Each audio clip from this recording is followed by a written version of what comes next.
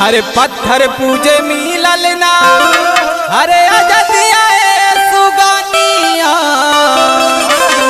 हरे पढ़िला भीम बाबा कई किताबिया सुगानिया